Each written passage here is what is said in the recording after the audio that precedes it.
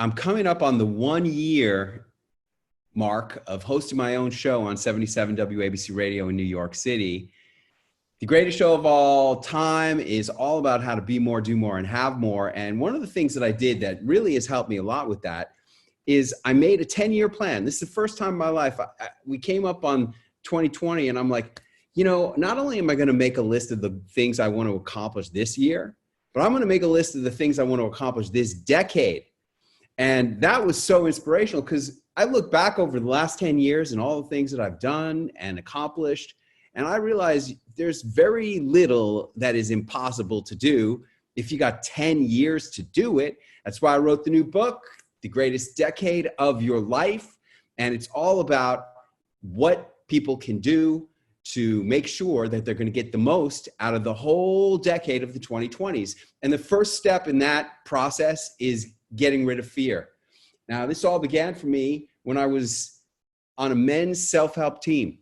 And I came home one day and I said to Allie, Allie, we're going to elect a new team leader and I want to step up, but I'm afraid if I step up, I'm going to screw up and get fired. And then this will be a stain on my life instead of something great. And she goes, well, if you're afraid, you must. And that's exactly what I did because I was afraid. I knew it was really a barrier and I had to push through, and I did it. I ran for team leader, I got elected, and that's what created the whole Last Year of Your Life program, which became the greatest book of all time, which became the greatest show of all time. If you're afraid, just do it.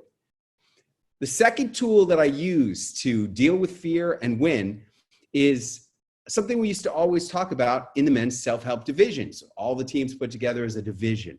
And we had this saying, fear unconfronted becomes doubt, and doubt kills the warrior. It really is true.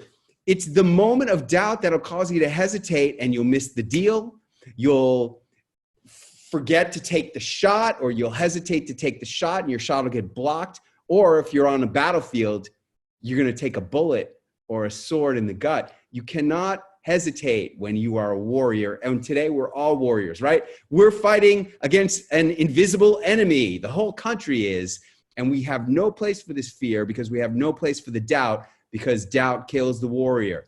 Tool number 3, you'll hear this little voice when you're going to get ready to do something, and it'll say, who am I to think I could do that? And I remember it happened to me when I was working on an addition to my wife's house. We weren't married yet. I was building an addition on her house, and I was looking for my next project to do. I wanted to step up, and I thought the next thing to do that would be right would be to tear down a house and build a new one.